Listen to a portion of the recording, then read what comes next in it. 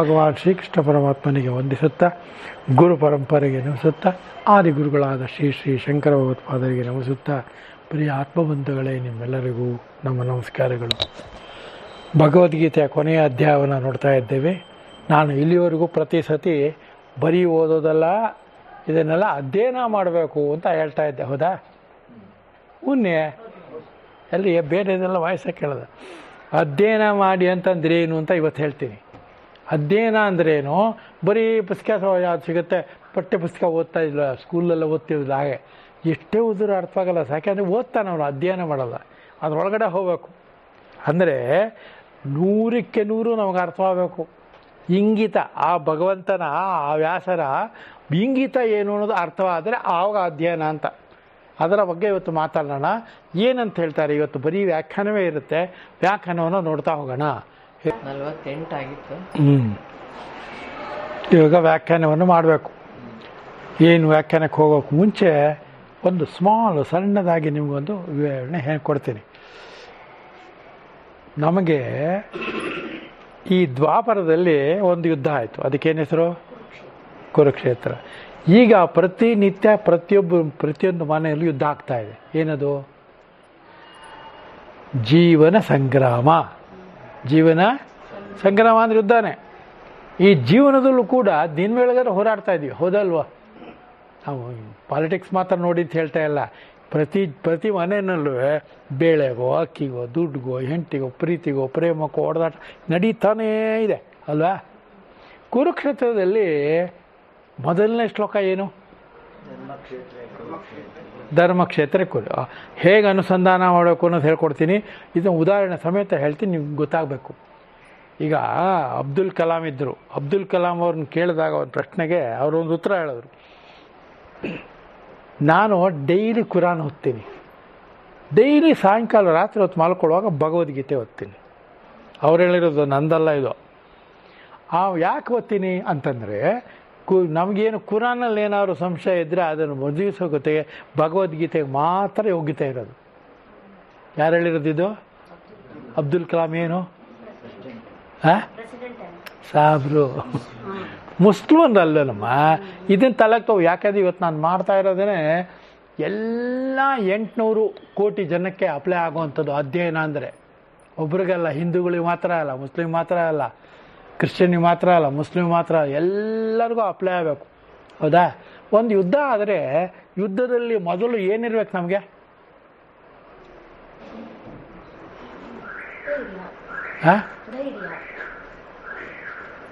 ಏನಿರ್ಬೇಕು ಮಂಜು? ಅದು ಹೇಳ್ಬೇಕು. ಶತ್ರು ಇದ್ದರೆ ಯುದ್ಧ. ಹೌದಾ? ಆಗ ಶತ್ರು ಇದ್ದರು. ದುರ್ಯೋಧನಂಗೆ ಶತ್ರು ಯಾರು? ಪಾಂಡವರು ಅಲ್ವಾ? ಪಾಂಡವರಿಗೂ ಕೌರವರಿಗೂ ಯುದ್ಧ ಆಯ್ತು. ಒಪ್ಕೋತೀರಾ? ಜಯ ಯಾರಿಗೆ? ಪಾಂಡವರಿಗೆ ಜಯ ಅಲ್ವಾ? ಲಾಭ ಯಾರಿಗೆ? ಪಾಂಡವರಿಗೆ. ಯುದ್ಧ ಮಾಡಿದವರು ಯಾರು? ಯಾರ ಸೈನಿಕರು? ಪಾಂಡವರು ಸೇರಿದವರು ಅಲ್ಲ, ಕೌರವರು ಸೇರಿದವರು ಅಲ್ಲ. ಹೌದಲ್ವಾ? ಈಗ ನಮ್ಮಲ್ಲಿ ಅಹಂಕಾರ ಅಂತಿದೆಯಲ್ಲ, ಅದು ನಮ್ಮದಲ್ಲ. ಯುದ್ಧ ಮಾಡ್ತಾ ಇದೆ ನಮಗೋಸ್ಕರ. ಇದು ಜೀವನ ಸಂಗ್ರಾಮದಲ್ಲಿ ಕುರುಕ್ಷೇತ್ರಕ್ಕೂ ಇರೋದು. ಧರ್ಮಕ್ಷೇತ್ರ ಯಾಕಾಯ್ತದು ಹೇಳಿ? ಅಂದರೆ ಧರ್ಮ ಅಂದರೆ ಧಾರಣೆ ಅಂತ. ನಾವೇನು ಬದುಕಿರೋವರೆಗೂ ನಾವೇನು ಧಾರಣೆ ಮಾಡ್ತೀವಿ? ಶರೀರನ ಅಲ್ವಾ? ಇದು ಧರ್ಮ. ಇದು ನಮ್ಮ ಧರ್ಮ. ಇದು ಇಟ್ಕೊಂಡಿದ್ದೀವಿ ಅಲ್ವಾ? ಕುರುಕ್ಷೇತ್ರ ಕುರು ಅಂದ್ರೆ ಏನು? ಮಾಡೋದು. ಕ್ಷೇತ್ರ ಅಂದರೆ ಧರ್ಮ. ಆ ಕುರುಕ್ಷೇತ್ರ ಮನುಷ್ಯನ ಜೀವನದಲ್ಲಿ ಧರ್ಮಕ್ಷೇತ್ರವಾಗಿದೆ. ಈ ಶರೀರ ಆಗಿದೆ. ಅದೇನಾದ ರೀತಿ ಇದು. ಇದನ್ನು ಹೋಲಿಸ್ಕೋಬೇಕು. ಇದನ್ನು ನಾವು ಅದಕ್ಕೆ ಹೋಲಿಸಿದ್ರೆ ಜಯ ಯಾರಿಗೋ, ಲಾಭ ಯಾರಿಗೋ, ಹೊಡೆದಾಡೋರು ಯಾರೋ ಅಲ್ವಾ? ನಮ್ಮಲ್ಲಿರೋದು ಹಾಗೇನೆ. ಆದ್ದರಿಂದ ಅಹಂಕಾರವನ್ನು ತೊರೆದರೆ ಅಹಂಕಾರ ಸ್ವರೂಪ ಸಿಗತ್ತೆ. ಅಹಂಕಾರ ಸ್ವರೂಪ ಅಂದರೆ ಮೂಲ ಅಲ್ವೇ? ಈಗ ಅರ್ಜುನ ಒಂದು ಪ್ರಶ್ನೆ ಕೇಳ್ತಾನೆ, ನೀವು ಜ್ಞಾಪಕ ಇದೆಯೋ ಇಲ್ವೋ? ಅಲ್ಲಪ್ಪ, ಎಲ್ಲರೂ ದುರ್ಯೋಧನ ಎಲ್ಲರನ್ನೂ ಸಾಯಿಸ್ಬಿಟ್ರೆ ನಾವು ಗೆದ್ದ ಮೇಲೆ ಸಿಂಹಾಸನ ಕೂತ್ಕೊಳ್ಳುವಾಗ ನೋಡೋರು ಯಾರು ಅಂತ ಕೇಳ್ತಾನೆ. ನಾವು ಗೆದ್ದಿದ್ದನ್ನು, ನಾವು ದೇಶ ಆಳೋದನ್ನು ನೋಡೋರು ಯಾರು? ಎಲ್ಲರೂ ಸತ್ತೋಗೋದಾಗ್ಯದಪ್ಪ. ಯಾಕೆ ನೋಡ್ಬೇಕು? ಯಾರು ನೋಡ್ತಾರೆ? ಯಾರೂ ನೋಡಲ್ಲ. ಜೀವನೋಪಾಯಕ್ಕಾಗಿ ಬಂದಿರತಕ್ಕಂಥ ಸೈನಿಕರು ಜೀವನೋಪಾಯಕ್ಕಾಗಿ ಹೆದರ್ಕೊಂಡು ಜೀವನ ಮಾಡ್ತಾ ದುರ್ಯೋಧನ ಕಡೆಗೆ ಒಂದಷ್ಟು ಜನ, ಧರ್ಮರಾಯನ ಕಡೆಗೆ ಒಂದಷ್ಟು ಜನ ಹೊಡೆದಾಡ್ತಾರೆ ಅಲ್ವಾ. ಅವ್ರಿಗೆ ಯಾವ ಲಾಭವೂ ಇಲ್ಲ. ಇದ್ದರೆ ಆಮೇಲೆ ಕನ್ಫರ್ಮ್ ಆದರೆ ಒಂದಷ್ಟು ಊಟ ಹಾಕ್ತಾರೆ, ಇರೋ ತಕ್ಕ ನೋಡ್ಕೋತಾರೆ. ರಾಜ ನೋಡ್ತಾನೆ, ಅನ್ನ ಹಾಕ್ತಾನೆ, ಹೊತ್ತಾನೆ. ಜೀವನ ಸಂಗ್ರಾಮದಲ್ಲೂ ಅದೇ ಥರ. ನೀವು ಹೊಡೆದಾಡಿದ್ರೆ ಏನು ಪ್ರಯೋಜನವೂ ಇಲ್ಲ. ಅಹಂಕಾರವನ್ನು ತರದ ಹೊರತು ನಮ್ಮ ಮೂಲ ಸ್ವರೂಪ ನಮ್ಗೆ ಗೊತ್ತಾಗೋದಿಲ್ಲ. ಎಷ್ಟೇ ಹೊಡೆದಾಡಿ ಏನೇ ಮಾಡಿ ಅಲ್ವಾ ಮಂಜು? ಅದರಿಂದ ಅರ್ಥ ಆಗಬೇಕಾದ ಏನು ನಮಗೆ ಅಂದರೆ, ಏನನ್ನು ಬಿಟ್ಟರೆ ಏನು ಸಿಗುತ್ತೆ, ಆ ಸಿಗೋದು ನಮಗೆ ಜಯವಾಗಿರುತ್ತೋ ಲಾಭ ಆಗಿರುತ್ತೋ. ಜಯ ಬೇರೆ, ಲಾಭ ಬೇರೆ. ಜಯ ಆದವ್ರಿಗೆಲ್ಲ ಲಾಭ ಸಿಗಲ್ಲ ಅಲ್ವಾ. ಸಿಕ್ಕಾಪಟ್ಟೆ 80 ರೂಪಾಯಿ 100 ರೂಪಾಯಿ ಕೊಟ್ಬಿಟ್ಟು 1 kg ಅಕ್ಕಿ ತರ್ತೀರಿ. ಅಕ್ಕಿ ಚೆನ್ನಾಗಿದ್ದರೆ ನಿಮಗೆ ಲಾಭ, ಅಕ್ಕಿ ಚೆನ್ನಾಗಿಲ್ಲದೆ ಇದ್ದರೆ ಜಯ. ಯಾಕೆ ಜಯ? ಅಕ್ಕಿ ದುಡ್ಡು ಕೊಟ್ಟು ತೊಗೊಂಡಿಲ್ವಾ, ಅದೇ ಜಯ. ಲಾಭ ಹೇಗೆ? ಊಟ ಮಾಡಲಿಲ್ವ, ಅದೇ ಲಾಭ. ಅದಕ್ಕೋಸ್ಕರ ಜೀವನ ಸಂಗ್ರಾಮದಲ್ಲಿ ಯಾವಾಗಲೂ ಕುರುಕ್ಷೇತ್ರದಲ್ಲಿರೋದು ಬರೀ ಜಯ ಅಲ್ಲ, ಲಾಭ ಆಗಬೇಕು. ಅದಕ್ಕೋಸ್ಕರ ಮೊದಲು ಏನು ಮಾಡ್ದ ಧೃತರಾಷ್ಟ್ರ?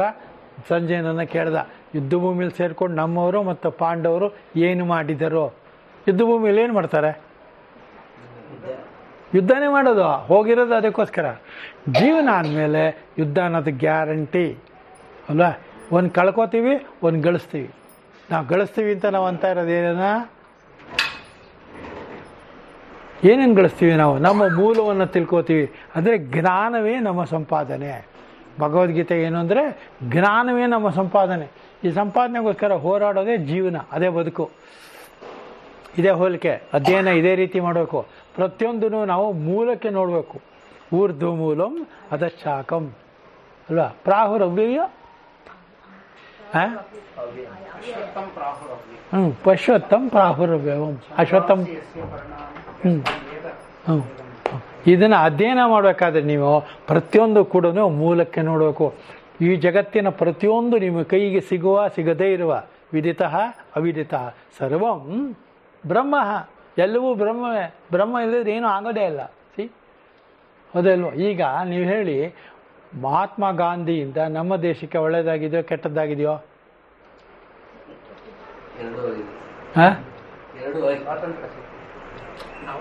ಸ್ವಾತಂತ್ರ್ಯ ಒಳ್ಳೆಯದೋ ಕೆಟ್ಟದ್ದೋ? ಅದು ನಿಜವಾದ ಇವತ್ತಿಗೂ ಪ್ರಶ್ನೆ ಉಳ್ಕೊಂಡಿರೋದು. ಸ್ವಾತಂತ್ರ್ಯ ನನಗೆ ಸಿಕ್ಕಿದೆಯೋ ಇಲ್ವೋ?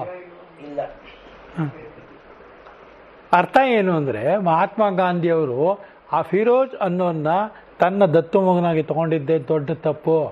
ಅವ್ರ ಉದ್ದೇಶ ಕರೆಕ್ಟು, ಆದರೆ ಮಾಡಿದ ರೀತಿ ಸರಿ ಇಲ್ಲ. ಯಾಕೆ ಅಂದರೆ ವ್ಯಕ್ತಿಗತವಾಗಿ ಸರಿ ಇಲ್ಲ. ಯಾಕೆ ಫಿರೋಜ್ ಗಾಂಧಿಗೆ ತೊಗೊಂಬಂದು ಇಂದಿರಾ ಗಾಂಧಿ ಕೊಟ್ಟು ಮದುವೆ ಮಾಡಿಸಿದ್ದು ಯಾಕೆ? ಯಾರು ಮಾಡಿದ್ದು? ಯಾಕೆ ಮಾಡಿದ್ದು? ಹೋಲಿ ಮಾಡಿದ್ರು. ಆಮೇಲೆ ಅವನು ಹುಟ್ಟಿದ ಎಲ್ಲ ಮಕ್ಕಳಿಗೂ ಗಾಂಧಿ ಗಾಂಧಿ ಗಾಂಧಿ ಅಂತ ಸಿಟ್ಟಿದ್ದು ಯಾಕೆ? ಯಾಕೆ ಅಂತ ಇವತ್ತು ನಾವು ಕೇಳ್ತಾ ಇದ್ದೀವಿ. ಆದರೆ ದುರಂತಗಳು ಬೇಕಾದಷ್ಟು ನಡೆದು ಹೋಗಿದೆ ಹೌದಾ.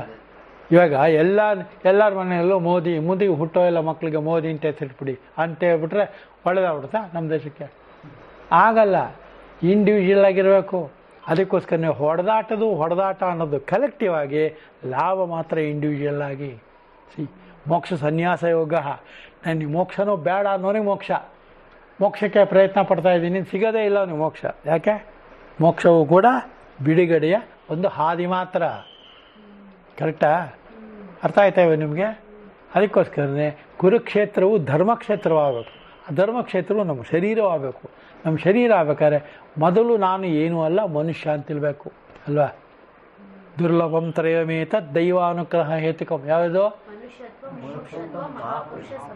ಮೊದಲನೇದು? ಯಾವುದು? ಅಮನುಷ್ಯತ್ವ ಬರ್ಬೇಕಲ್ಲ. ಅಮನುಷ್ಯತ್ವನೇ ನಮಗಿಲ್ಲದೆ ಇದ್ರೆ ಭಗವದ್ಗೀತೆ ಹೇಗೆ ಅರ್ಥ ಆಗುತ್ತೆ? ನನಗೆಲ್ಲ ಭಗವದ್ಗೀತೆ ಗೊತ್ತಿದೆ. ಮನುಷ್ಯತ್ವ ಐ ಡೋಂಟ್ ವಾಂಟ್. ಏನಾಗಂದ್ರೆ ಅರ್ಥ? ಆದ್ದರಿಂದ ಅಧ್ಯಯನ ಮಾಡಬೇಕು. ಪ್ರತಿಯೊಂದನ್ನು ಬಿಡಿಸಿ ನೋಡಬೇಕು. ಇನ್ನೂ ನೀವು ನಿಜ ಹೇಳಬೇಕು ಅಂದರೆ ವಿಗ್ರಹ ವಾಕ್ಯ, ವಿಗ್ರಹ ಶಬ್ದ.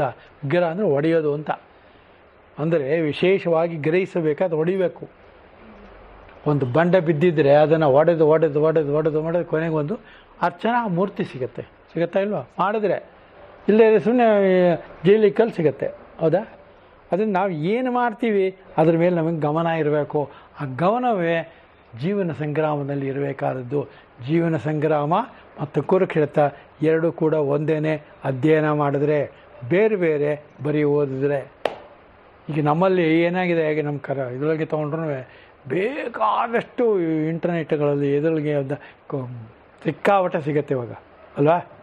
ಭಗವದ್ಗೀತೆ ಹೇಳ್ಕೊಡೋರು ಜಾಸ್ತಿ ಆಗಿದ್ದಾರೆ, ಬೇಕಾಷ್ಟು ಜನ ಹೇಳ್ಕೊಡ್ತಾರೆ ಮಾಡ್ತಾರೆ. ಅದು ಇಂಟರ್ನೆಟ್ಟು ಅದು ಇದು ನಾವು ಒಂದು ಇಟ್ಕೊಂಡಿದ್ದೀವಿ, ಯಾರ್ಯಾರು ಕಳಿಸ್ತೀವಿ, ಇದೆಲ್ಲ ಕಳಿಸ್ತೀವಿ. ಅಧ್ಯಯನ ಮಾಡೋಕ್ಕಾರೆ ಯಾರು ಇಟ್ಕೊಂಡು ನಾವೊಬ್ಬರ ಅದು ಇಟ್ಕೋಬೇಕು. ಭಾಮತಿ ಬರೆದಾಗ ಹಾಗೆ ಆಗಿದ್ದು. ಅದಕ್ಕೋಸ್ಕರ ನಿಮ್ಗೆ ಉದಾಹರಣೆ ಹೇಳಿದೆ, ನಿಮಗೆ ಅಧ್ಯಯನ ಮಾಡುವಾಗಲೂ ಹೇಳಿದೆ, ಒಂದೊಂದು ಅಕ್ಷರನೂ ಒಂದೊಂದು ಪದನೂ ಬಿಡಿಸಿ ಬಿಡಿಸಿ ನೋಡಬೇಕು. ಆ ವಿಗ್ರಹ ಮಾಡಿದಾಗಲೇ ನಿಮಗೆ ಅದರಲ್ಲಿರೋ ಸತ್ವ ತಿಳಿಯುತ್ತದೆ. ಸತ್ವ ಅಂದರೆ ವಿಶುದ್ಧವಾದದ್ದು, ಅಶುದ್ಧವಾದದ್ದು ಇಲ್ಲದೆ ಇರೋದು. ಅಶುದ್ಧ ಅಂದರೆ ಈ ಅಧ್ಯಾತ್ಮದ ದೃಷ್ಟಿಯಿಂದ ಏನಂದರೆ ರಜಗುಣ, ಸತ್ವ, ತಮಗುಣ ಇದೆರಡೂ ಕೂಡ ಸತ್ವದಲ್ಲಿಲ್ಲದೆ ಇರೋದು.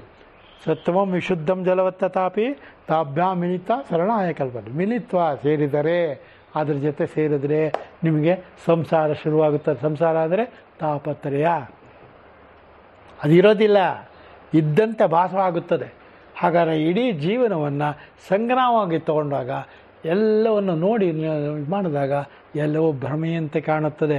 ಸುಖದ ಭ್ರಮೆ, ದುಃಖದ ದ್ವಂದ್ವೈ ವಿಮುಕ್ತ ದುಃಖ ದುಃಖ ಸಂಘೈ. ಸುಖ ದುಃಖ ಎಂಬ ಹೆಸರಿನ ದ್ವಂದ್ವವನ್ನು ನಿರ್ಮಾಣ ಮಾಡುತ್ತೆ. ಆವಾಗ ಅದನ್ನು ಬಿಡಿದು ಅಂತಂದರೆ ನಿರ್ಮಾಣ ಮೋಹ ಜಿತ ಸಂಘ ದೋಷ. ಅದೇ ದೋಷ, ಸಂಘ ದೋಷನೇ ದೋಷ, ಬೇರೆ ಇಲ್ಲವೇ ಇಲ್ಲ ಅಧ್ಯಾತ್ಮದಲ್ಲಿ. ಅದನ್ನು ಬಿಟ್ಟರೆ ನೇರ ಭಗವಂತನ ಹತ್ರಕ್ಕೆ ಹೋಗ್ತೀರ. ಅವನು ಬಿಟ್ಟು ಯಾರಾದರೂ ಆಟ ಆಡ್ತಾನೇ ಇರಬೇಕಂದ್ರೆ ಪುನರಪಿ ಜನನಂ ಪುನರಪಿ ಮರಣಂ. ಏನು ಹೇಳ್ತಾರೆ ಅಧ್ಯಯನ ಮಾಡೋಕ್ಕಾಗಿರೋದ್ರಿ. ಅಧ್ಯಯನ ಅಂದ್ರೆ ಅದು ನೀವು ಮಾಡ್ತಾ ಮಾಡ್ತಾ ನಿರ್ವಚನ ಆಗ್ಬಿಡ್ಬೇಕು ಅಂತ ಹೇಳಿದ್ರಿ ನೀವು.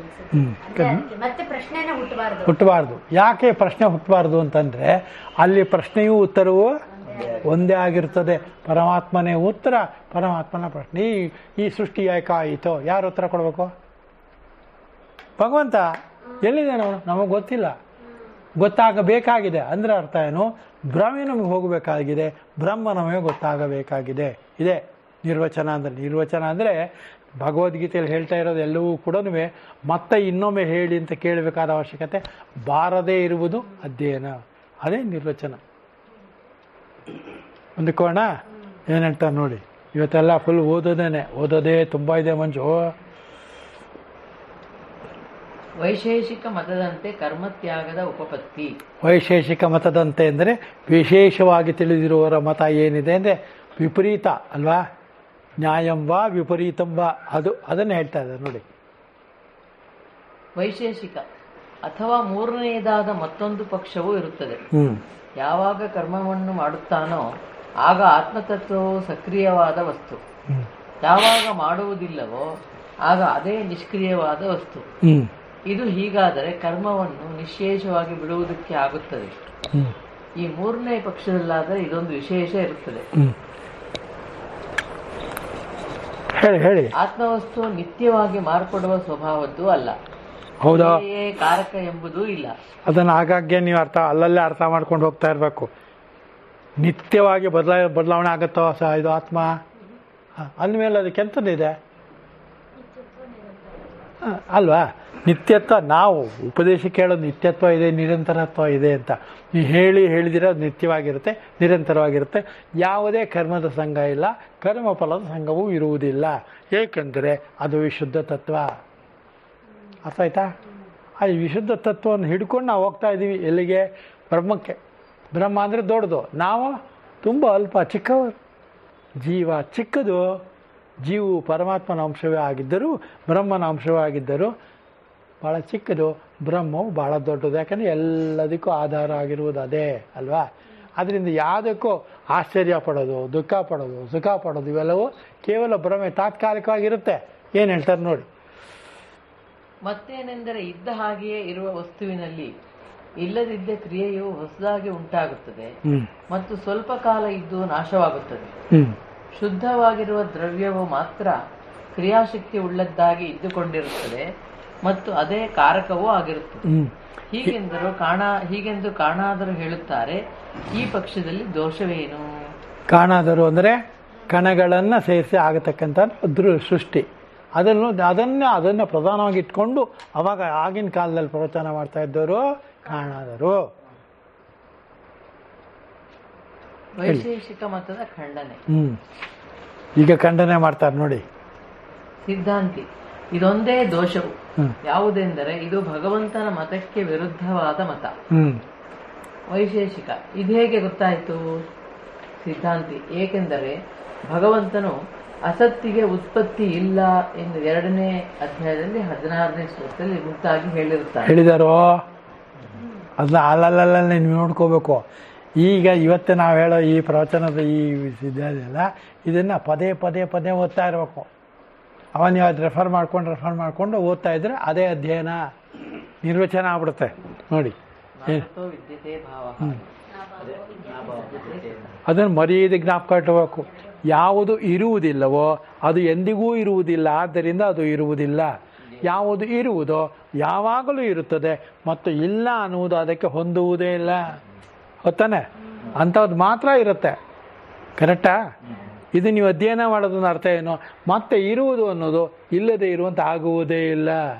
ಹೌದಲ್ವ? ಇಲ್ಲ ಅಂತನ್ನೋದು ಬಂದಾಗ ಕಾಣ್ಬೋದು, ಇದ್ದಾಗ ಕಾಣ್ಬೋದು, ಹೋದಾಗ ಕಾಣ್ಬೋದು, ಭ್ರಮೆ ಅದು. ಅದಲ್ವ? ಇವತ್ತು ಈ ಶರೀರ ಇವಾಗ ಇದೆಯಪ್ಪ, ಮುಂದೆ ಇರುತ್ತಾ? ಮತ್ತೆ ಬರುತ್ತಲ್ಲ, ಇದೇ ಶರೀರ ಬರುತ್ತಾ? ಇದೇ ಹೆಸರು ಬರುತ್ತಾ? ಜಾತಿ ನೀತಿ ಕುಲ ಎಲ್ಲ ಇದೇ ಇರುತ್ತಾ? ಏನೇನಿಲ್ಲ. ಅಂದಮೇಲೆ ಇದು ಅಶಾಶ್ವತ, ತಾತ್ಕಾಲಿಕ. ಅರ್ಥ ಆಯ್ತಾ? ಇದನ್ನು ಎಂದೂ ಮರಿಬಾರ್ದು. ನೀವು ಎಷ್ಟೇ ಓದಿ ಏನೇ ಮಾಡಿ ಇದನ್ನು ಮರೀಲೇ ಕೂಡ್ದು. ಭಗವದ್ಗೀತೆ ಓದುವಾಗ ಅಧ್ಯಯನದ ರೀತಿ ಇದು. ನೀವು ಏನೋ ಅಂದ್ಕೊಂಡು ಏನೋ ಆಗ್ಬಿಡ್ತು, ಏನೂ ಆಗೋದೇ ಇಲ್ಲ. ಇದನ್ನು ಭಗವದ್ಗೀತೆಯನ್ನು ಯಾರೂ ಬಲವಂತ ಮಾಡಲ್ಲ ಓದಿ ಅಂತ. ಮಾಡ್ತಾರ? ಆದರೆ ಎಷ್ಟೋ ಜನ ಓದ್ತಾರೆ, ಎಷ್ಟೋ ಜನ ಓದಲ್ಲ ಅಂದ್ರೆ ಅರ್ಥ ಏನು? ಓದಬೇಕು ಅಂತ ರೂಲ್ ಇಲ್ಲ ರೀ. It is not A mandatory. ಯಾರು ಹಿಂದೂಗಳೆಲ್ಲರೂ ಭಗವದ್ಗೀತೆ ಓದಿದಾರ? ಉಪನಿಷತ್ತೆಲ್ಲ ಓದ್ಯಾರ? ವ್ಯಾಸರ ಎಲ್ಲ ವ್ಯಾಖ್ಯಾನವನ್ನು ಓದ್ಯಾರ? ಇಲ್ಲ. ಯಾಕೆಂದರೆ ಏನು ಓದಿದ್ರೂ ಅರ್ಥವೂ ಆಗಲ್ಲ, ಜೊತೆಗೆ ಓದುವುದು ಅವರಿಗೆ ಬೇಕಿಲ್ಲ ಅಲ್ವಾ ಮಂಜು? ನಿರ್ವಚನ ಮಾಡೋದನ್ನ ಅರ್ಥ ಏನು? ಮತ್ತೆ ಇದನ್ನು ಓದಬೇಕಾಗಿಲ್ಲ. ಒಂದು ಸತಿ ಮದುವೆ ಆದಮೇಲೆ ತಿರ್ಗಾ ನೀವು ಮದುವೆ ಆಗಬೇಕಾಗಿಲ್ಲ. ಹೆಂಡತಿ ಅಂತ ಗೊತ್ತಾಗಬೇಕಾದ್ರೆ ಒಂದೇ ಹೆಂಡತಿ ಸಾಕೋ ಇಲ್ವಾ? ಹಾಗೆ ಬೇರೆ ತಿಳ್ಕೋಬೇಕು ಅಂದರೆ ತಿಳ್ಕೊಳ್ತಿರೋ ಬಿಡ್ತಿರೋ ಇನ್ನೊಂದು ಮಾತ್ರ ತಗಲಾಕೊಳ್ಳುತ್ತೆ. ಹೌದಲ್ವಾ? ಹೌದು. ಏನು ರಮೇಶ್? ಎಲ್ಲೋ ಹೊಟ್ಟೋದ್ರಿ ನೀವು. ಆದ್ದರಿಂದ ಏನು ಹೇಳ್ತಾರೆ ಅನ್ನೋದು ಗಮನ ಇಟ್ಟು ಕೇಳಿ, ಮತ್ತು ಅದನ್ನು ಅನುಸರಣೆ ಮಾಡಿ, ಅಧ್ಯಯನ ಮಾಡಿ. ಕಾಣಾದರ ಮತವು ಇಲ್ಲದ್ದು ಉಂಟಾಗುವುದು, ಇದ್ದದ್ದು ಇಲ್ಲವಾಗುವುದು ಎಂಬುದೇ ಅಲ್ಲವೇ? ಆದ್ದರಿಂದ ಈ ಮತವು ಭಗವಂತನ ಮತಕ್ಕೆ ವಿರುದ್ಧ. ಹೌದಾ ಅಲ್ವಾ? ಭಗವಂತನ ಇದ್ದೇ ಇದೆ. ಯಾವುದಿದೆಯೋ ಅದು ಕಾಣುತ್ತೆ. ಯಾರೊಬ್ಬದೆಲ್ಲರೂ ಕಾಣಬಹುದು, ಕಾಣದೇ ಇದ್ರೂ ಅದು ಇದ್ದೇ ಇರುತ್ತದೆ. ಅದನ್ನೇ ಬ್ರಹ್ಮ ಅನ್ನೋದು. ಮಂಜು ಭಾಳ ಒಳ್ಳೆಯವರು, ನಮ್ಗೆ ಒಳ್ಳೇದು ಮಾಡಿದ್ರೆ ಮಾತ್ರ ಒಳ್ಳೆಯವರಾ? ಇಲ್ಲದ್ರೆ ಒಳ್ಳೆತನ ಇರಲೋರ ಹತ್ರ ಇರುತ್ತೆ. ನಾವು ಮಾಡಲ್ಲ ಅವ್ರು, ಯಾಕೆ ನಾವು ಮನಸ್ಸಿಲ್ಲ ಅಲ್ಲ. ನಂದು ಅಂತಲ್ಲ, ಹೇಳಿದ ವಿಷಯ. ಹಾಗೆ ಪ್ರತಿಯೊಂದು ವಿಚಾರದಲ್ಲೂ ಅಷ್ಟೇ. ಅವರವರಿಗೆ ಪ್ರಾಪ್ತಿ ಏನಿದೆ ಅಷ್ಟು ಮಾತ್ರ. ಪ್ರಾಪ್ತಸ್ಯ ಪ್ರಾಪ್ತಿ, ಅಪ್ರಾಪ್ತಸ್ಯ ಪ್ರಾಪ್ತಿ. ಅಪ್ರಾಪ್ತವಾದದ್ದು ನಾವು ಪ್ರಾಪ್ತವಾಗುತ್ತೆ, ಪ್ರಾಪ್ತಿ ಇರೋದು ಪ್ರಾಪ್ತವಾಗುತ್ತೆ. ಅದು ಬೇಕೋ ಬೇಡ ಅನ್ನೋದು ಕೆಲವು ಸತಿ ಮೊದಲೇ ಗೊತ್ತಾಗುತ್ತೆ, ಮಧ್ಯೆ ಗೊತ್ತಾಗುತ್ತೆ, ಆಮೇಲೆ ಗೊತ್ತಾಗುತ್ತೆ. ಇಷ್ಟ ಅನಿಷ್ಟ ಮಿಶ್ರಂಚ. ಎಷ್ಟು ಕ್ಲೀನಾಗಿದೆ. ಹೇಳಿಪ್ಪ. ಪೂರ್ವ ಪಕ್ಷಿ ಭಗವಂತನ ಮತಕ್ಕೆ ವಿರುದ್ಧವಾಗಿದ್ದರೂ ಯುಕ್ತಿಯುಕ್ತವಾಗಿದ್ದರೆ ದೋಷವೇನು? ಅದಕ್ಕೊಂದು ಟಿಪ್ಪಣಿ. ವಚನ ಪ್ರಮಾಣಕ್ಕಿಂತಲೂ ತರ್ಕಕ್ಕೆ ಹೊಂದಿಗೆ ಆಗಿದ್ದರೆ ಏತಕ್ಕೆ ಒಪ್ಪಬಾರದು ಎಂದು ಪೂರ್ವ ಪಕ್ಷ ತೆಗೆದಿರುವುದು ವೈಶೇಷಿಕರ ಮತವು ಯುಕ್ತಿ ವಿರುದ್ಧವೂ ಆಗಿದೆ ಎಂದು ತಿಳಿಸೋದು. ಇಲ್ಲಿ ನಿಮ್ಗೊಂದು ಪ್ರಶ್ನೆ. ಭಗವದ್ಗೀತೆ ಅಥವಾ ತತ್ವ ಅಥವಾ ಬ್ರಹ್ಮ ಅನ್ನೋದು ತತ್ವವೋ ತರ್ಕವೋ? ತತ್ವ. ಅದು ತತ್ವ ಅಂದಮೇಲೆ ತರ್ಕ ಇಲ್ಲ ಅಂತ ಆಯಿತು. ಎಲ್ಲಿ ತರ್ಕ ಇದೆಯೋ ತತ್ವ ನಿಂತೋಗುತ್ತೆ.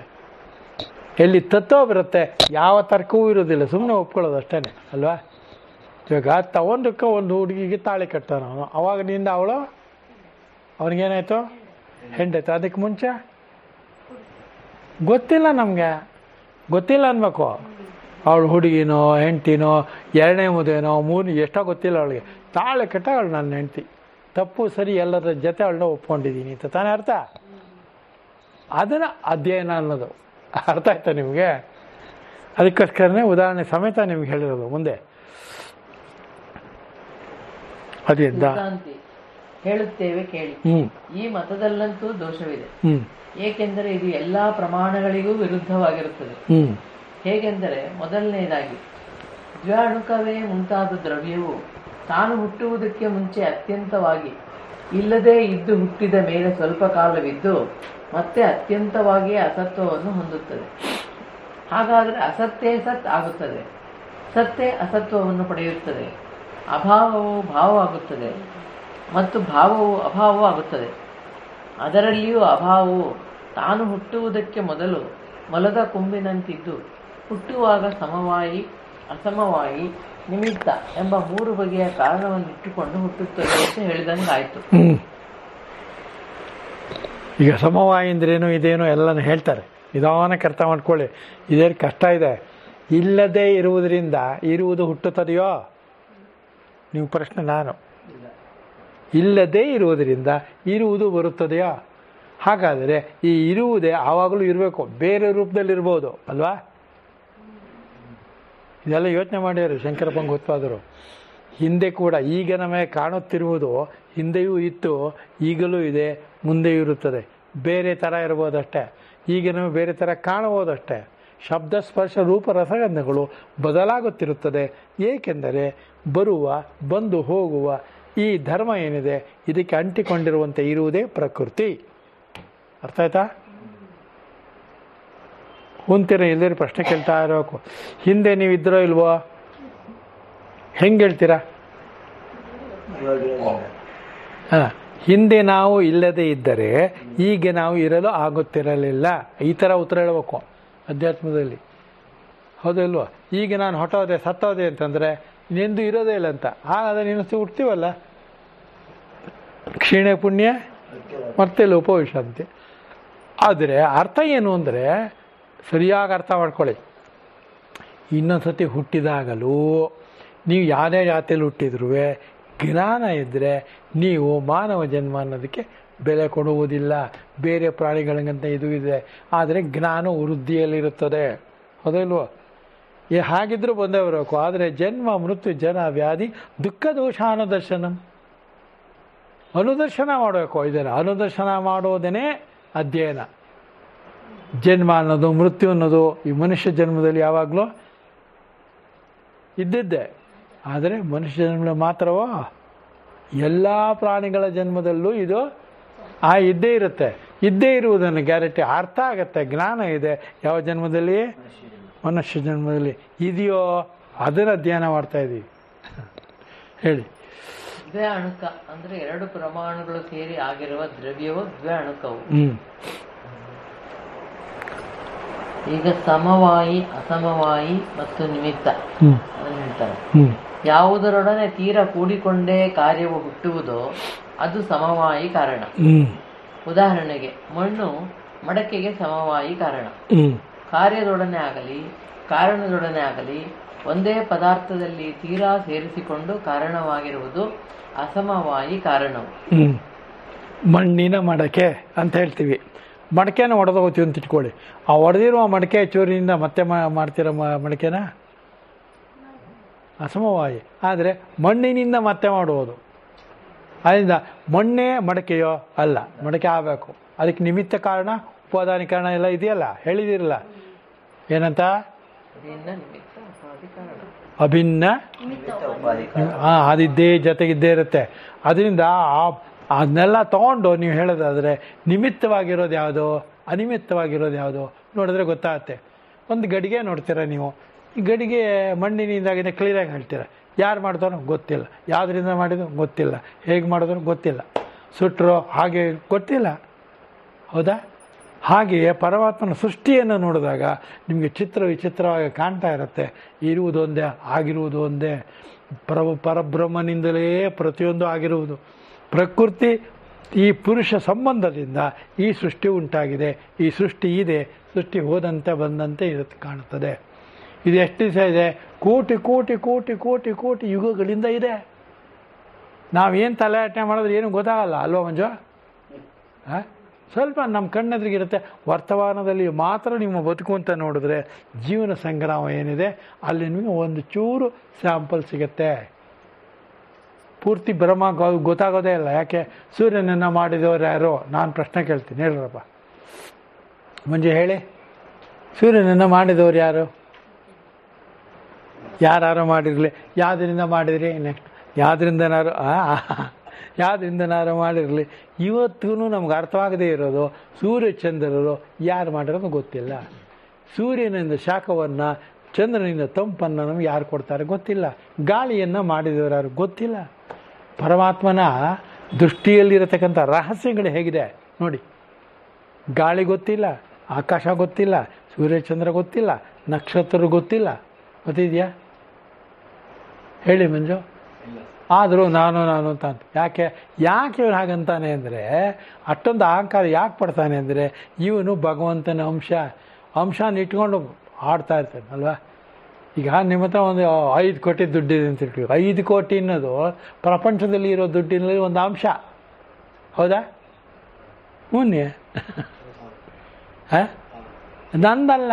ಈಗ ಬೇಕಾದಷ್ಟು ಗಾಳಿ ಇದೆ, ನಾನು ತಗೊಳ್ಳೋದು ಬಿಡೋದು ಎಷ್ಟು ಇಷ್ಟೇ ಸ್ಯಾಂಪಲ್ಲು. ಆದರೆ ನನಗೆ ಯಾಕೆ ಅಹಂಕಾರ? ಯಾಕೆ ಅಂದರೆ ಬಲವತ್ತಾಗಿದೆ, ಅಜ್ಞಾನದಿಂದ ಆ ಥರ ಆಗಿದೆ. ಆ ಅಜ್ಞಾನ ಹೋಗೋದಕ್ಕೋಸ್ಕರನೇ ಭಗವದ್ಗೀತೆ ಓದ್ತಾ ಇದ್ದೀವಿ. ಅಜ್ಞಾನ ಹೋದರೆ ನಮಗೆ ಬ್ರಹ್ಮ ಅರ್ಥ ಆಗ್ತಾನೆ. ಅರ್ಥ ಆಗೋದು ಒಂದೇ ಅಲ್ಲ, ಅರ್ಥದಲ್ಲಿರುವ ಭಾವವನ್ನು ಬಿಗಿಯಾಗಿ ಹಿಡಿದು ನಿಲ್ಲಿಸುತ್ತದೆ. ಅದಲ್ವ? ಉದಾಹರಣೆಗೆ ಭಾಳ ಹಿಂದೆ ಈ ಉದಾಹರಣೆ ಹೇಳ್ತಾ ಇದ್ದೆ. ಒಂದು ಸೇತುವೆ ಮೇಲೆ ಹೋಗ್ತಾರೆ, ಒಬ್ಬ ನೋಡ್ತಾನೆ, ಒಬ್ಬ ನಿಂತು ಏನೋ ನೋಡ್ತಾ ಇರ್ತಾನೆ ಬಗ್ಗೆ, ತಾನು ನಿಂತ್ಕೋತಾನೆ ನೋಡೋಣ ಅಂತ. ಆಮೇಲೆ ಆ ಕಡೆ ಒಂದು 5 ನಿಮಿಷ ಬಿಟ್ಟು ನೋಡ್ತಾನೆ, ಈ ಕಡೆ ಜನ ಆ ಕಡೆ ಜನ ನಿಂತ್ಕೊಂಡ್ಬಿಟ್ಟಾರೆ, ಎಲ್ಲ ಬಗ್ಗಿ ನೋಡ್ತಾರೆ. ಈ ಮೊದಲು ಬಂದವನಿಗೆ ಏನು ನೋಡ್ತಾರೆ ಗೊತ್ತೇ ಆಗಿಲ್ಲ. ಆಮೇಲೆ ಕೊನೆಯವನಿಗೆ ಮೊದಲು ನಿಂತಿದ್ದಿಲ್ಲ, ಅವನ್ನ ಏನು ನೋಡ್ತಾ ಇದ್ದಿಲ್ಲ, ಏನು ಎಮ್ಮೆ ತೊಳಿತಾ ಇದ್ರು ನೋಡ್ತಾ ಇದ್ದೆ ಅಂತ. ಬೇರೆ ಯಾರಿಗೂ ಗೊತ್ತಿಲ್ಲ, ಗೊತ್ತಾಗೋದೂ ಇಲ್ಲ, ಗೊತ್ತಾಗುವ ಸಂಭವವೇ ಇಲ್ಲ. ಆದರೆ ಜ್ಞಾನಿಯಾದವನು ಮಾತ್ರ, ಯೋಗಿಯಾಗಿದ್ದರೆ ಮಾತ್ರ ಗೊತ್ತಾಗುತ್ತೆ ಅಂದರೆ ಭಾವದಲ್ಲಿ ನಿಲ್ಲುತ್ತಾನೆ ಅಲ್ವ. ಯೋಗಿ ಭವ ಅರ್ಜುನ ಅಂತ ಅದಕ್ಕೆ ಹೇಳಿರೋದು. ಜ್ಞಾನಿ ಭವ ಎಲ್ಲೂ ಹೇಳಿಲ್ಲ, ಇಡೀ ಭಗವದ್ಗೀತೆಯಲ್ಲೂ ಇಲ್ಲ, ಯಾವ ಉಪನಿಷತ್ತಲ್ಲೂ ಇಲ್ಲ. ಇದೇ ರಮೇಶ್? ನನಗಂತೂ ಕಣ್ಣಿಗೆ ಬಿದ್ದಿಲ್ಲ, ನಿಮಗೆ ಬಿದ್ದಿದೆಯಾ? ಜ್ಞಾನ ಅಂದರೆ ಇದೇ 5 ಪಂಚಭೂತಗಳಿಂದ ಆಗಿರತಕ್ಕಂಥದ್ದೆಲ್ಲ ಕಾಣೋದು, ನೋಡೋದು, ಮುಟ್ಟೋದು, ಮುಸೋದು, ಇದೆಲ್ಲ ಜ್ಞಾನ ಇದು ಅಲ್ವಾ. ಈ ಜ್ಞಾನವು ಬಲವಾದರೆ, ಹೆಪ್ಪಾಕಿದರೆ, ಮತ್ತೆ ಹಿಂದಿರುಗಿ ಬಾರದಿದ್ದರೆ ಆಗ ಅದು ಯೋಗಿ. ಅದರಿಂದ ನಮಗೆ ಪ್ರಜ್ಞೆ ಬಂದರೆ ಯೋಗಿ, ಪ್ರಜ್ಞಾಹೀನ ಸ್ಥಿತಿಯಲ್ಲಿದ್ದರೆ ಸಂಸಾರಿ. ನಾವು ಪ್ರಜ್ಞಾಹೀನ ಸ್ಥಿತಿಯಲ್ಲಿದ್ದೀವಿ, ಅದಕ್ಕೋಸ್ಕರ ಧ್ಯಾನ ಮಾಡ್ತೀವಿ, ಜಪ ಮಾಡ್ತೀವಿ, ಏನೇನೋ ಮಾಡ್ತೀವಿ. ಆದರೂ ಕೂಡ ಜಪ ಧ್ಯಾನ ನಿಲ್ಲೋದೇ ಇಲ್ಲ. ಎಂದಾದರೊಂದು ದಿನ, ಹೇಗಾದರೂ ಸರಿ ಪರಬ್ರಹ್ಮನ ಸಿಕ್ಕಿಬಿಟ್ರೆ ಸಿನಿಮಾ ನೋಡ್ತೀವಿ, ಅದರಿಂದ ಪ್ರಭಾವಿತರಾಗ್ತೇವೆ. ನಾನು ಮಾಡಬೇಕಾದದ್ದು ಕರ್ತವ್ಯ ಮಾಡು, ಅದರತಕ್ಕಂಥ ಲಾಭವನ್ನು ಬಿಡು ಅಲ್ವಾ. ಏನು ಬರುತ್ತೋ ಆ ಲಾಭವನ್ನು ಬಿಡು ಅಂತ ಏನರ್ಥ? ಭಗವದ್ ಅರ್ಪಣೆ ಮಾಡು, ಸದಾಶಿವ ಅರ್ಪಣೆ ಮಾಡು. ಹೀಗೆ ಹೇಳ್ಕೊಡ್ತಾ ಹೋಗ್ತಾ ಅಧ್ಯಯನ ಮಾಡ್ತಾ ನಮಗೆ ಬ್ರಹ್ಮ ಅನ್ನೋದು ಭಾವದಲ್ಲಿ ನಿಲ್ಲುತ್ತದೆ. ಬ್ರಹ್ಮ ಅನ್ನೋದು ಭಾವ, ಸಂಸಾರ ಅನ್ನೋದು ಭಾರ.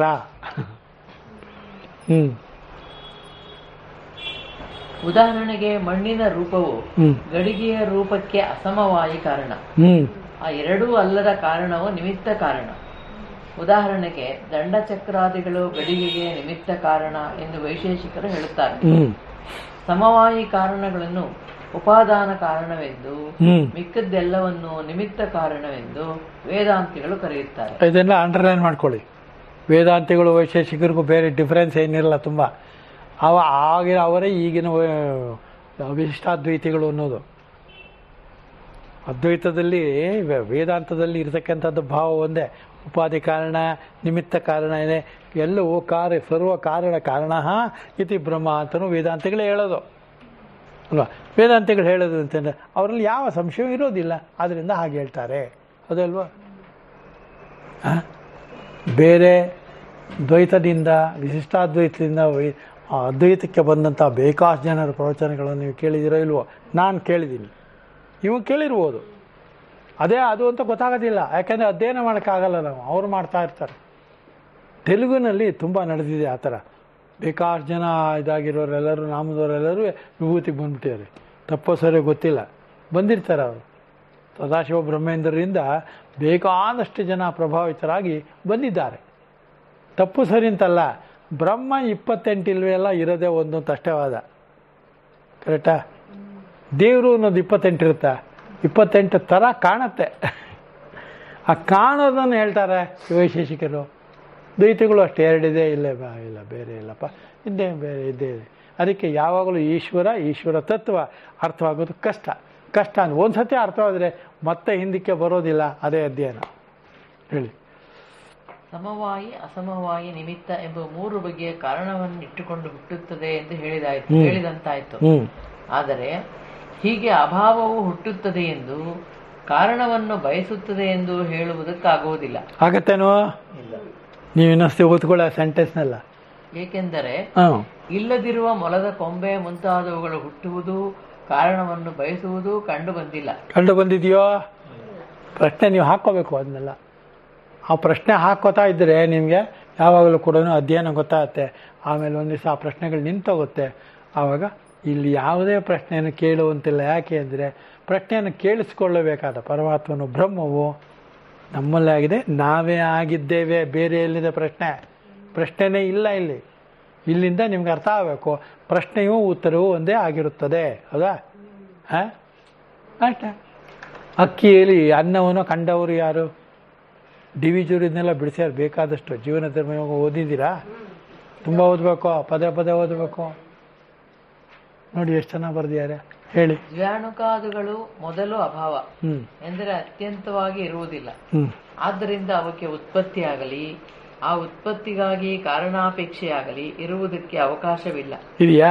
ಹಾಗಿದ್ದರೆ ಮೊಲದ ಕೊಂಬೆಗೂ ಹೀಗೆ ಉತ್ಪತ್ತಿ ಆಗಬೇಕಾದೀತು ಅಲ್ವೇ? ಇಲ್ಲದೇ ಇರುವುದು ಯಾವಾಗಲೂ ಇರುವುದೇ ಇಲ್ಲ. ಅದು ಇದೆ ಅಂತ ಅನ್ಸೋದು ನಮ್ಮ ಭ್ರಮೆ ಮಾತ್ರ ಅಲ್ವಾ? ಮತ್ತೆ ನಾವು ಹುಡ್ತೀವಿ, ಸ್ವರ್ಗ ಇದೆ, ನರಕ ಇದೆ, ಇದೆಲ್ಲ ನಾವು ನೋಡಿದೀವ? ಅದು ಅಂದಮೇಲೆ ಅದು ಭ್ರಮೆ ತಾನೆ. ಅಂದಮೇಲೆ ಅದು ಭ್ರಮೆ ತಾನೆ. ಅದು ನೀವು ಯೋಚನೆ ಮಾಡಿ. ಗಂಡ ಒಬ್ಬನ ಗಂಡ ಅನ್ಕೊಂಡಿದ್ವಿ, ಅವನ ಗಂಡ ಹೌದೋ ಅಲ್ವಾ? ಗಂಡ ಅನ್ನೋದಕ್ಕೆ ಅರ್ಥ ಹೇಳಿ ನೋಡೋಣ. ಸಾರ್ವಜನಿಕವಾಗಿ, ಸಾರ್ವತ್ರಿಕವಾಗಿ, ಸಾರ್ವಕಾಲಿಕವಾಗಿ ಗಂಡ ಅನ್ನೋದಕ್ಕೆ ಒಂದು ಅರ್ಥ ಹೇಳಿ. ಇದೆಯೋ? ಇಲ್ಲವೇ ಇಲ್ಲ. ಹೆಂಡತಿ ಅನ್ನೋದು ಇಲ್ಲ. ಗಂಡ ಹೆಂಡತಿ ಇದು ಇಲ್ಲವೇ ಇಲ್ಲ ಅಂದ್ರೆ ಇಲ್ಲವೇ ಇಲ್ಲ ಅಂದ್ರೆ ಅರ್ಥ ಏನು? ಅದ್ಯಾವುದು ಇಲ್ಲದೇ ಇರುವುದು, ಇದ್ದಂತೆ ಕಾಣುವುದು, ಹೋದಂತೆ ಕಾಣುವುದು. ಅದಲ್ವಾ? ವೈಕುಂಠ ಸಮಾರಾಧನೆ ಇದು ಮಾಡಿ ಸ್ವರ್ಗಕ್ಕೆ ಕಳಿಸಿದೀವಿ ನಮ್ಮ ತಂದೆನ. ಯಾರನ್ನು ಕಳಿಸೋ ಸ್ವರ್ಗಕ್ಕೆ? ನಾನು ಮಾತಾಡ್ತಾ ಇರೋದು ಜ್ಞಾನ ಭಾಗ ಮಾತ್ರ. ಇಲ್ಲಿ ಅಳು ನಗು ಅದೆಲ್ಲ ಏನೂ ಇರೋದಿಲ್ಲ. ಏನಿದೆ ಅದು ಅಕ್ಸೆಪ್ಟ್ ಮಾಡೋದು. ನೀವು ಬೇಡ ಅಂದರೂ ಅವ್ರು ಹೋಗ್ತಾರೆ, ಬೇಕು ಅಂದರೂ, ಬೇಕು ಅಂತ ಬಲವಂತ ಮಾಡಿದ್ರು ಅವ್ರು ಇಲ್ಲಿರೋಕ್ಕಾಗೋದಿಲ್ಲ. ಯಾಕೆ ಅಂದರೆ ಅದೆಲ್ಲೋ ಟೈಮ್ ಬೌಂಡೆಡ್ ಪ್ರೋಗ್ರಾಮ್. ಕರೆಕ್ಟಾ? ಗ್ಯಾರಂಟಿನಾ? ಭಾವ ಆಯಿತೋ ಅಥವಾ ಬರೀ ಜ್ಞಾನದಲ್ಲಿದ್ದೀರೋ? ಅರ್ಥದಲ್ಲಿದ್ದೀರೋ? ಅರ್ಥ ಬಿಟ್ಟು ಮುಂದಕ್ಕೆ ಹೋಗ್ಬೇಕು. ಜ್ಞಾನಕ್ಕೆ ಹೋಗಿ ಮುಂದಕ್ಕೆ ಹೋಗ್ಬೇಕು. ಭಾವದಲ್ಲಿ ಅಭಾವ ಅನ್ನುವುದು ಇರುವುದೇ ಇಲ್ವಾ? ನಾಸತೆ ಭಾವೋ. ಇದನ್ನು ಕ್ಲೀನಾಗಿ ಅರ್ಥ ಮಾಡ್ಕೊಂಬಿಟ್ರೆ ನೀವು ಭಗವದ್ಗೀತೆ ಬಂತು ಅಂತ ಅರ್ಥ. ಆದರೆ ಭಾವನೋ? ಭಾವ ಬಂದಿಲ್ಲ ಇನ್ನೂ. ಅದಕ್ಕೋಸ್ಕರ ನಾವು ಓದ್ತಾ ಇದ್ದೀವಿ. ಈ 18ನೇ ಅಧ್ಯಾಯ ಓದಲೇಬೇಕು. ಇದಕ್ಕೋಸ್ಕರವೇ ಮುಂದಕ್ಕೆ. ಗಡಿಗೆ ಮುಂತಾದವುಗಳು ಭಾವರೂಪ ಎಂದು ಒಪ್ಪಿದರೆ ಅವು ಹುಟ್ಟುವಾಗ ತಮ್ಮ ತೋರಿಕೆಗೆ ಮಾತ್ರ ಕಾರಣವನ್ನು ಬಯಸಿ ಹುಟ್ಟುತ್ತದೆ ಎಂದು ತಿಳಿಯುವುದು ಶಕ್ಯವಾಗಿರುತ್ತದೆ. ಶಕ್ಯ ಅಷ್ಟೇ, ನಾಟ್ ಮ್ಯಾಂಡೇಟರಿ. ಬೇಕಾದ ತಿಳ್ಕೋಬಹುದು, ಬೆಳೆದಿಲ್ಲ. ಈಗಂತೂ ಮಣ್ಣಿನ ಮಡಿಕೆಗಳು ಇಲ್ಲವೇ ಇಲ್ಲ ಅಲ್ವಾ?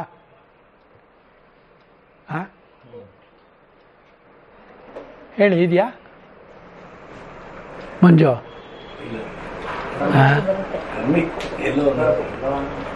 ಈಗಲೂ ಮಡಿಕೆ ಬೇಕಾಷ್ಟು ಸಿಗುತ್ತೆ. ಈಗ ಅದೆಲ್ಲ ಆರೋಗ್ಯ ಆರೋಗ್ಯ ಅಂತ ಅಂದ್ಬಿಟ್ರೆ ಸಾಕು, ಎಲ್ಲ ಸಾವುಕಾರೆಲ್ಲ ಹೋಗಿ ತಂದ್ಬಿಡ್ತಾರೆ, ಮರ್ಗಿ ತೊಗೊಂಡ್ಬಿಡ್ತಾರೆ, ಇದು ತೊಗೊಂಡ್ಬಿಡ್ತಾರೆ, ಸಾರು ಮಾಡಿದ್ದೆ. ಈ ಹುಚ್ಚು ಜನಕ್ಕೆ ಒಂದೊಂದು ಸತಿ ಒಂದ್ಸರಿ ರಾಘವೇಂದ್ರ ಅಂತಿರ್ತಾರೆ, ಇದಕ್ಕಿದಾಗ ಅಯ್ಯಪ್ಪ ಅಂತಾರೆ. ಅಯ್ಯಪ್ಪ ಸರಿನೋ ರಾಘವೇಂದ್ರ ಸರಿನೋ ಮಂಜು?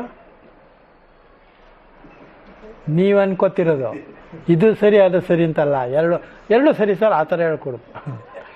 ಆಯಾ ಟೈಮಿಗೆ ಯಾವ್ಯಾವ ನೀವು ಅನ್ಕೋತಿರೋ ಯಾವುದು ಗಾಢವಾಗಿ ಭಾವವಾಗಿ ನಿಮ್ಮಲ್ಲಿ ನಿಲ್ಲುತ್ತದೆಯೋ ಅದೇ.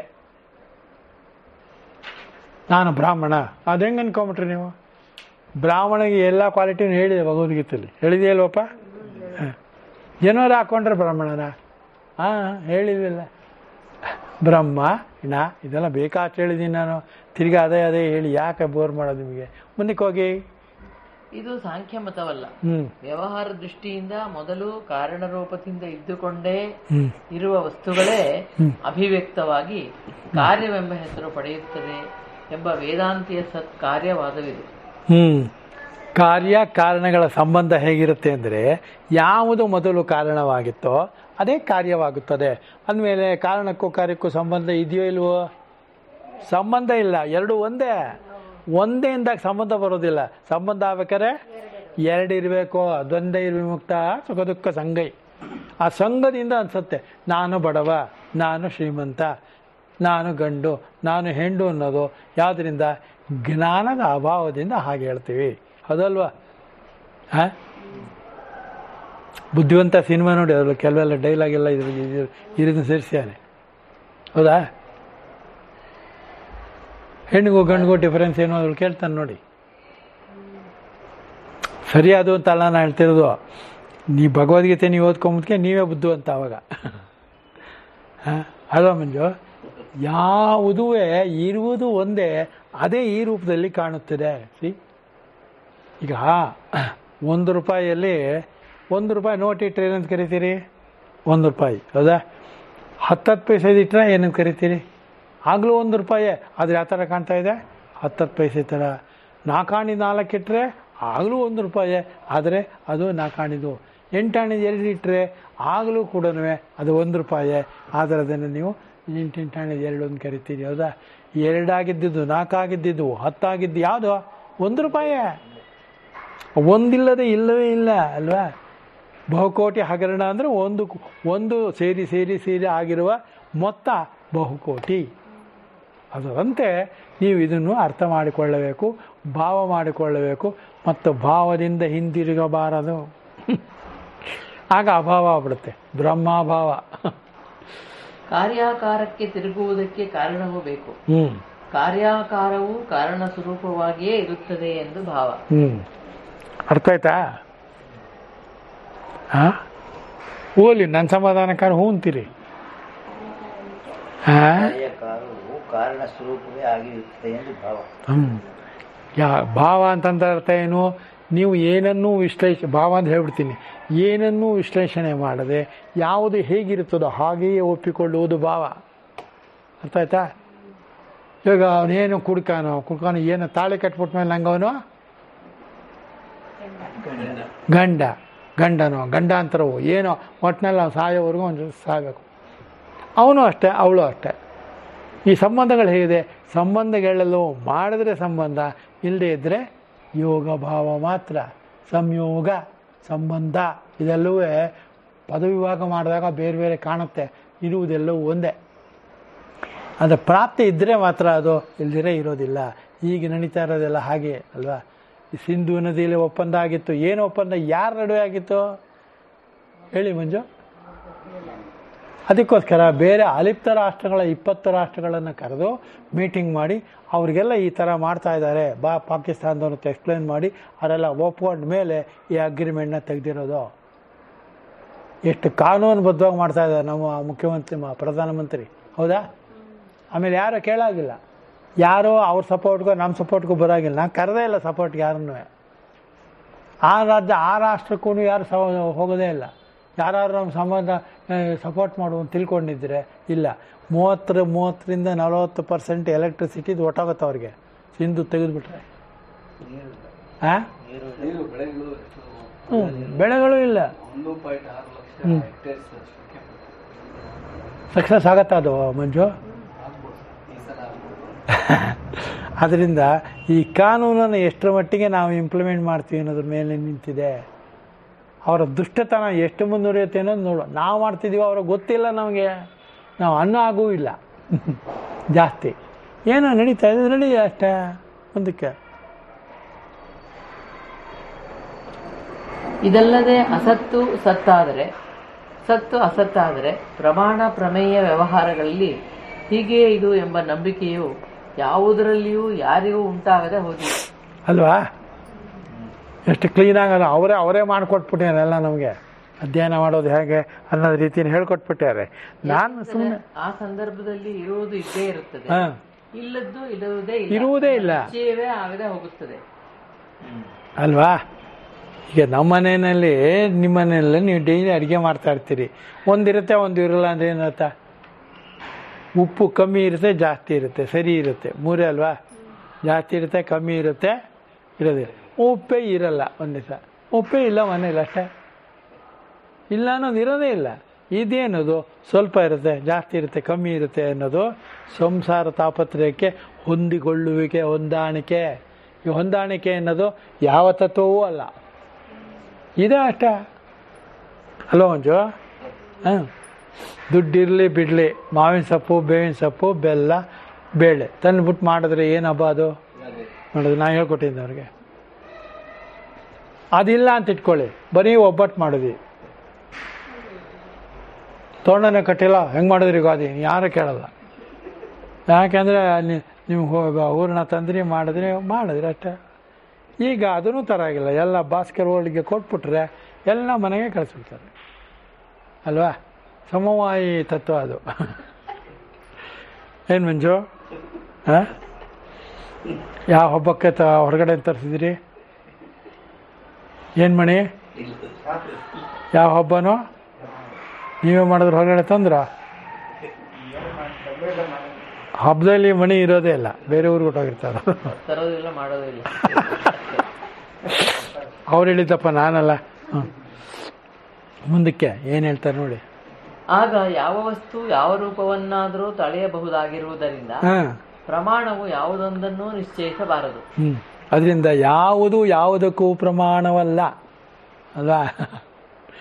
ಆದ್ದರಿಂದ ಪ್ರಮಾಣ ಬೇರೆ, ಪ್ರಮೇಯ ಬೇರೆ, ಪ್ರಸಂಗ ಬೇರೆ. ನೋಡಿದ್ರೆ ಅಧ್ಯಯನ ಮಾಡಿದ್ರೆ ಗೊತ್ತಾಗ್ತೀವಲ್ಲ ಅಲ್ವಾ? ಅಲ್ಲಲ್ತೋ ಅದರಿಂದ ನೋಡಿ ಗೊತ್ತಾಗ್ತೀವಿ. ಇದಲ್ಲದೆ ದ್ವಾಣುಕವೇ ಮುಂತಾದ ಕಾರ್ಯದ್ರವ್ಯವು ಹುಟ್ಟುತ್ತದೆ ಎಂದರೆ ತನ್ನ ಕಾರಣಕ್ಕೂ ಸತ್ಯಗೂ ಸಂಬದ್ಧವಾಗುವುದು ಎಂದು ವೈಶೇಷಿಕರು ಹೇಳುತ್ತಾರೆ. ಆಗಿನ ವಾದ ತರ್ಕ ಮಾಡೋರು ಅವೆಲ್ಲ ಹೇಳ್ತಿರ್ತಾರೆ, ಈಗಲೂ ವಾದ. ಇದರ ವಿವರ ಈಗ. ಹುಟ್ಟುವುದಕ್ಕೆ ಮೊದಲು ಕಾರ್ಯವು ಅಸತ್ತಾಗಿದ್ದು, ಆಮೇಲೆ ಕಾರಣ ವ್ಯಾಪಾರವನ್ನು ಬಯಸಿ ತನ್ನ ಕಾರಣವಾದ ಪರಮಾಣುಗಳೊಡನೆಯೂ ಸತ್ಯ ಒಡನೆಯೂ ಸಮವಾಯವೆಂಬ ಸಂಬಂಧದಿಂದ ಸಂಬದ್ಧವಾಗುತ್ತದೆ. ಸತ್ಯ ಎಂಬುದು ಎಲ್ಲಕ್ಕೂ ಹೆಚ್ಚಿನ ಸಾಮಾನ್ಯ. ಸತ್ತೆಯ ಸಂಬಂಧದಿಂದಲೇ ವಸ್ತುಗಳು ಇದೆ ಎನಿಸಿಕೊಳ್ಳುತ್ತದೆ ಎಂಬುದು ವೈಶೇಷಿಕರ ಪ್ರಕ್ರಿಯೆ. ಸತ್ ಅಂದ್ರೆ ಇರೋದು ಅಲ್ವಾ? ಈ ಜಗತ್ತಿನಲ್ಲಿ ಎರಡೇ ವಸ್ತು ಇರೋದು, ಒಂದು ಸದ್ವಸ್ತು, ಅಸದ್ವಸ್ತು. ಅಸದ್ವಸ್ತುನ ನೀವು ಅಸದ್ವಸ್ತು ಒಂದು ಅರ್ಥ ಆಗ್ಬಿಟ್ರೆ ಅಸದ್ವಸ್ತುನ ಬಿಟ್ಬಿಡ್ಬೋದು. ಬಿಡಕ್ಕೆ ವಿಶೇಷವಾದ ಪ್ರಯತ್ನ ಮಾಡಬೇಕಾದ್ದಿಲ್ಲ ನೀವು ಅಲ್ವಾ? ಅಷ್ಟೇ. ಸ್ನಾನ ಮಾಡದೇ ಇದ್ದರೆ ಕೊಳೆ ಇದ್ದೇ ಇರುತ್ತೆ. ಕೊಳೆ ಹೋಗ್ಬೇಕಾ ಸ್ನಾನ ಮಾಡಬೇಕು, ಸ್ನಾನ ಮಾಡ್ತಾ ಇರಬೇಕು, ಕೊಳೆ ಬಗ್ಗೆನೂ ತಿಳ್ಕೊಂಡಿರ್ಬೇಕು. ಅಷ್ಟೇ ಸಂಸಾರ, ಜೀವನ ಸಂಗ್ರಾಮ ಅಂದ್ರೆ ಅದೇ ಅರ್ಥ. ಒಂದು ಹಾಡಿದೆಯೇನೋ ಜೀವನ ಸಂಗ್ರಾಮ ಅಂತ ಅಲ್ಲ? ಸಿನಿಮಾದಲ್ಲಿ ಒಂದು ಇರ್ಬೇಕು ಹಾಡು ಅಲ್ಲೋ ಮಂಜು? ಜೀವನ ಸಂಗ್ರಾಮ ಅಂತ ಏನೋ ಒಂದು ಹಾಡು ಕೇಳಿದಾಗ ಜ್ಞಾಪಕ ನಂಗೆಲ್ಲೋ, ನಿಮಗೆ ಗೊತ್ತಿರುತ್ತೆ, ನಂಗೆ ಮರ್ತೋಗಿದೆ ಒಂದಿಂದು. ಇಲ್ಲಿ ಅಸತ್ತಾದದ್ದಕ್ಕೆ ತನ್ನದಾದ ಕಾರಣವು ಹೇಗೆ ಇರಬೇಕು, ಏತರೊಡನೆಯಾದರೂ ಸಂಬಂಧವಾದರೂ ಹೇಗೆ ಆಗಬೇಕು ಎಂಬುದನ್ನು ಅವರು ತಿಳಿಸಿಕೊಡಬೇಕು. ಬಂಜೆಯ ಮಗನಿಗೆ ತನ್ನದಾದ ಕಾರಣವಾಗಲಿ ಏತರೊಡನೆ ಆದರೂ ಸಂಬಂಧವಾಗಲಿ ಇರುವುದೆಂಬುದು ಯಾರಿಂದಲೂ ಪ್ರಮಾಣದ ಆಧಾರದಿಂದ ಕಲ್ಪಿಸುವುದಾಗಲಾರದಷ್ಟೇ. ಕರೆಕ್ಟ್. ಮುಂದೆ ಓದ್ತಾ ಇರಿ. ವೈಶೇಷಿಕರು ಹೀಗೆ ಅಭಾವಕ್ಕೆ ಸಂಬಂಧವನ್ನು ಕಲ್ಪಿಸುವುದೇ ಇಲ್ಲ. ದ್ವಣುಕವೇ ಮುಂತಾದ ದ್ರವ್ಯಗಳಿಗೆ ಅಲ್ಲವೇ ತಮ್ಮ ಕಾರಣದೊಡನೆ ಸಮವಾಯವೆಂಬ ಸಂಬಂಧ ಇರುವುದೆಂದು ಅವರು ಹೇಳುತ್ತಾರೆ. ಸಿದ್ಧಾಂತಿ ಹಾಗಲ್ಲ. ಏಕೆಂದರೆ ಸಂಬಂಧವಾಗುವುದಕ್ಕಿಂತ ಮುಂಚೆ ಕಾರ್ಯವು ಇರುವುದೆಂದು ಅವರು ಒಪ್ಪುವುದಿಲ್ಲ. ಕುಂಬಾರ, ದಂಡ, ಚಕ್ರ ಮುಂತಾದವುಗಳು ಕೆಲಸ ಮಾಡುವುದಕ್ಕೆ ಮುಂಚೆ ಗಡಿಗೆ ಮುಂತಾದವುಗಳು ಇರುವುದೆಂದೇನೂ ವೈಶೇಷಿಕರು ಒಪ್ಪಿರುವುದಿಲ್ಲ. ಪ್ರಾಕ್ ಅದು ಹಿಂದೆ ಇರುವುದಿಲ್ಲ, ಈಗ ಕಾಣುತ್ತಿದೆ, ಮುಂದೆ ಇರುವುದೋ ಇಲ್ಲೋ ಗೊತ್ತಿಲ್ಲ. ಕಾಲದಲ್ಲಿ ಎಲ್ಲವೂ ಗತವಾಗುತ್ತದೆ ಅಲ್ಲ, ಹೌದಲ್ವಾ? ಕಾಲದಲ್ಲಿ ಎಲ್ಲವೂ ಗತವಾಗುತ್ತೆ.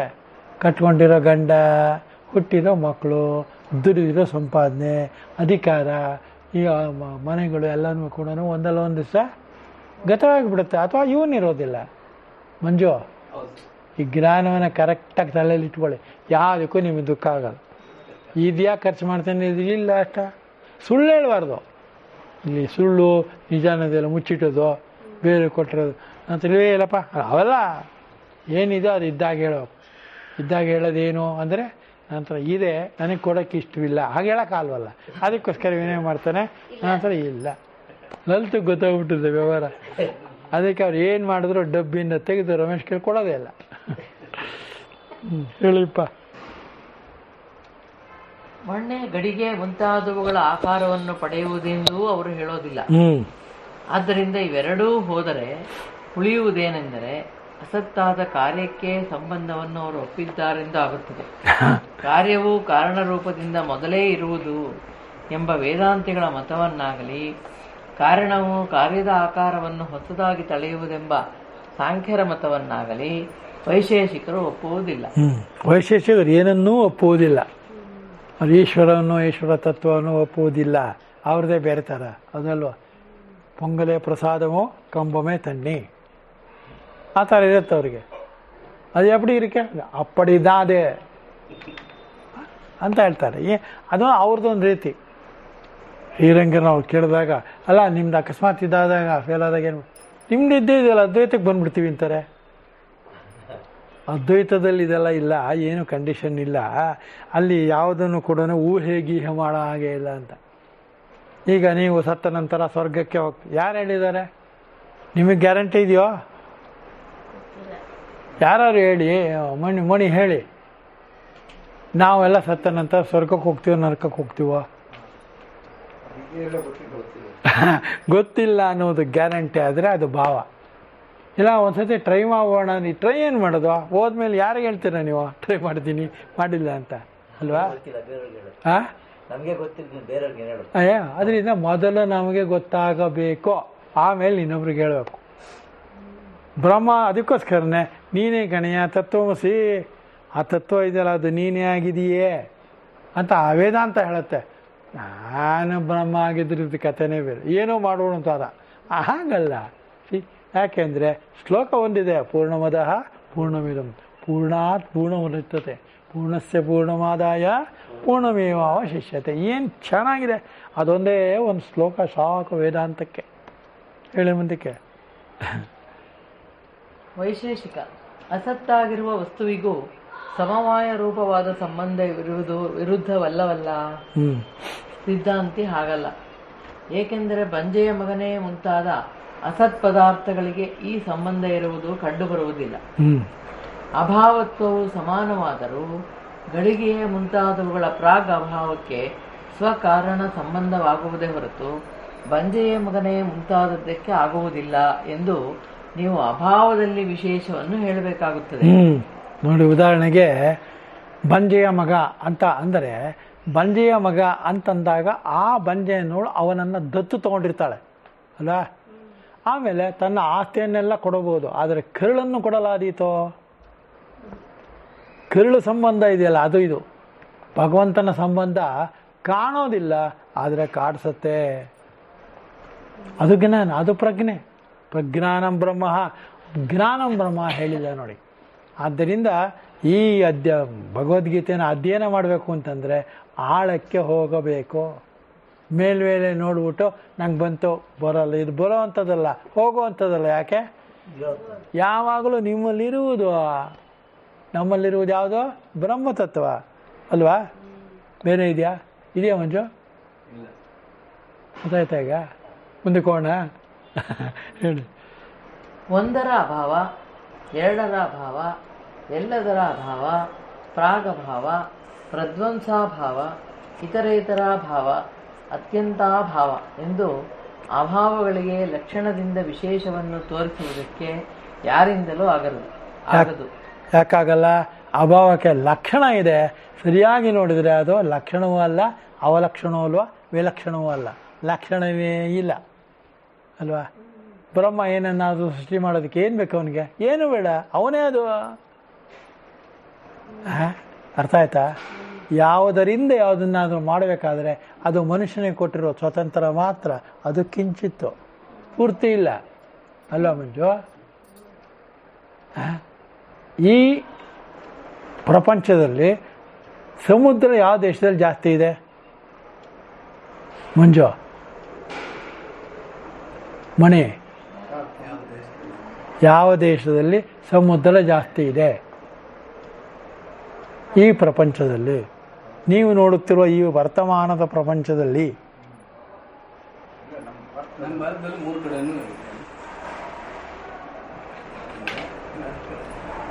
ಸಮುದ್ರ ಎಲ್ಲಿ ಜಾಸ್ತಿ ಇದೆ?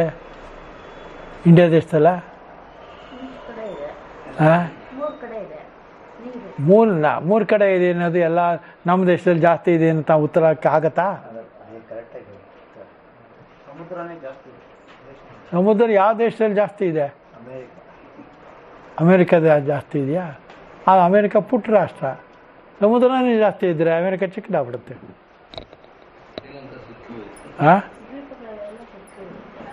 ನೋಡಿದ್ರ? ಈ ಪ್ರಶ್ನೆ ನೀವು ಯಾರು ಕೇಳಿಲ್ಲ, ಅದಕ್ಕೋಸ್ಕರ ಬಾಲ ಬಿತ್ತಾ ಇದ್ದೀರಾ. ಯಾವ ರಾಷ್ಟ್ರದಲ್ಲಿ ಸಮುದ್ರವೂ ಜಾಸ್ತಿ ಇದೆ?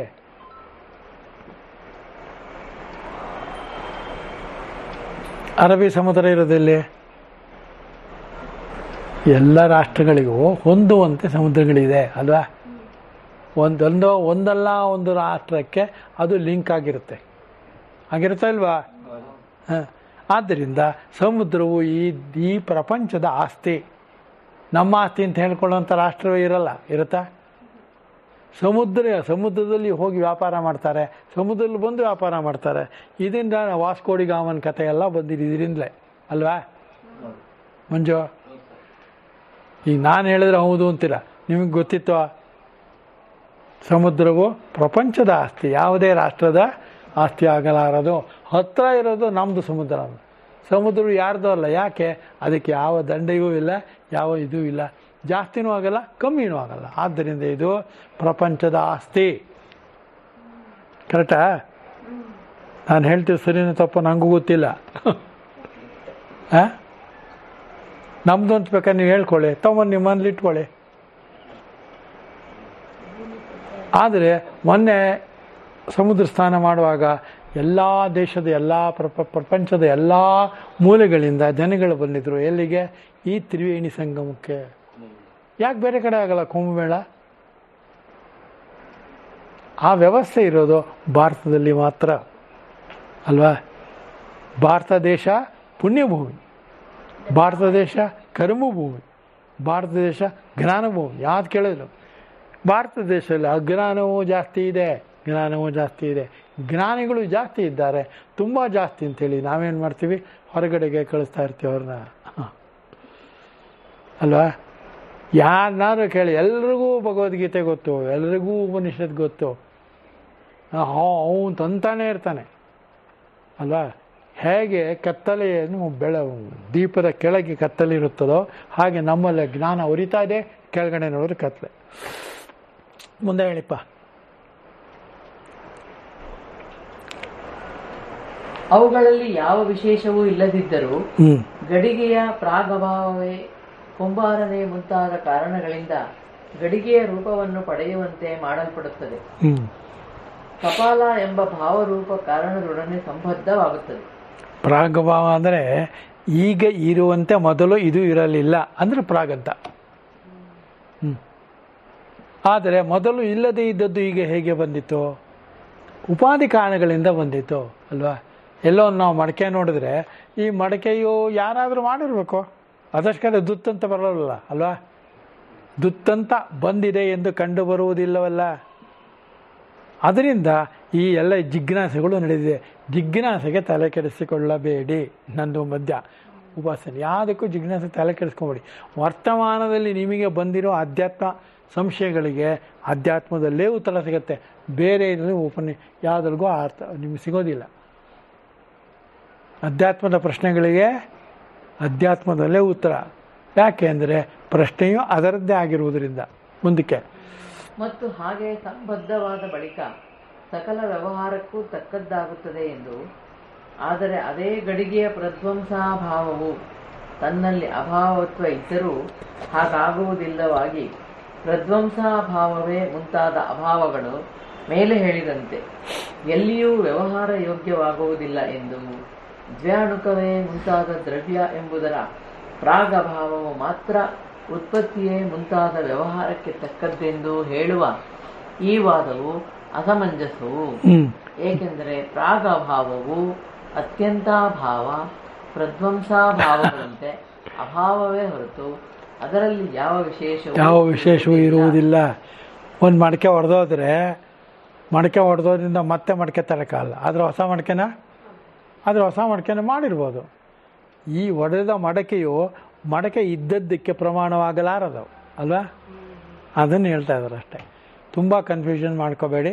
ತುಂಬ ಕನ್ಫ್ಯೂಷನ್ ಆದರೆ ಕೇಳದೇ ಇದ್ದರೆ ಸಂಶಯದೊಡನೆ ನೀವು ಹಾಗೆಯೇ ಇದ್ದು ಬಿಡಿ.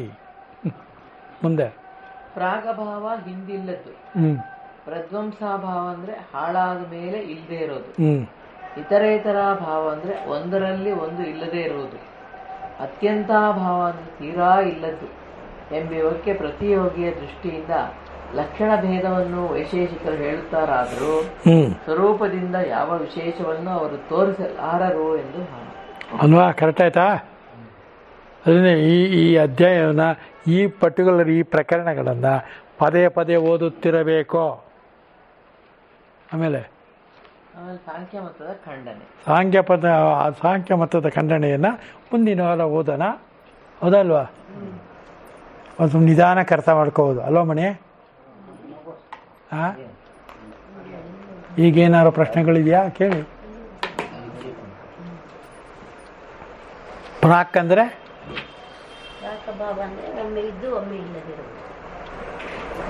ಹಿಂದೆ ಇಲ್ಲದೆ ಇರುವುದು, ಈಗ ಹೇಗೆ ಬಂದಿತ್ತೋ ಅಂತ ಇದ್ರೆ ಅದು ಫ್ರಾಕ್ ಅಲ್ಲ. ಫ್ರಾಕು ನೀವು ಚಿಕ್ಕ ವಯಸ್ಸು ಹುಡುಗಿ ಆಗಿದ್ದ ಹಾಕೋತಿದ್ದು, ಈಗಲೂ ಹಾಕೋಬೋದು ಬೇಕಾರೆ. ಮಂಜು ಇವನು ರಮೇಶ್ ಒಪ್ಕೋಬೇಕಷ್ಟೆ.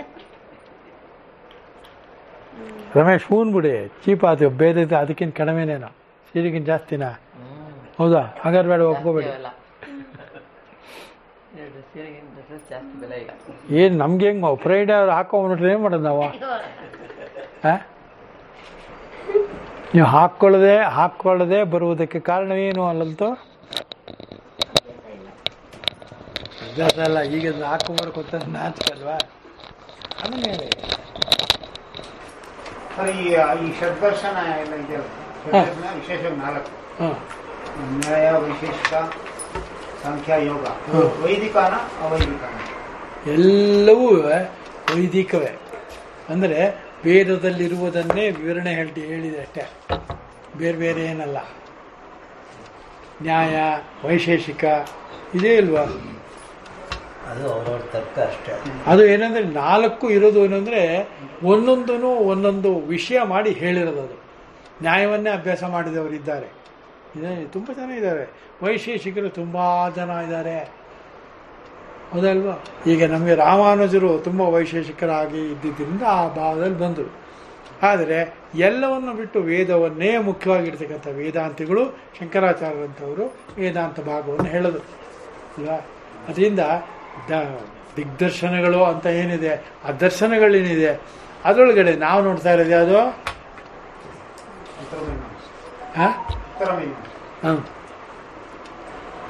ಉತ್ತರ ಮೀಮಾಂಸೆ, ಪೂರ್ವ ಮೀಮಾಂಸೆ. ಪೂರ್ವ ಮೀಮಾಂಸೆ ಅಂದ್ರೆ ಯಾವುದು? ಉತ್ತರ ಮೀಮಾಂಸೆ ಯಾವುದು?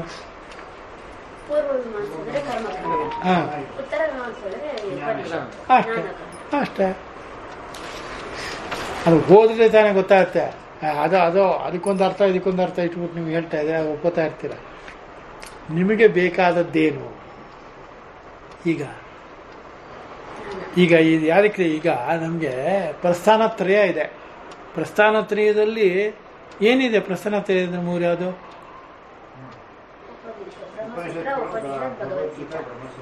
ಮೊದಲು ಉಪನಿಷತ್ತು, ಆಮೇಲೆ ಬ್ರಹ್ಮಸೂತ್ರ, ಅದಾದ್ಮೇಲೆ ಉಪನಿಷತ್ತು, ಭಗವದ್ಗೀತೆ, ಕೊನೆಯಲ್ಲಿ ಯಾಕೆ ಹೇಳ್ಯಾರೆ?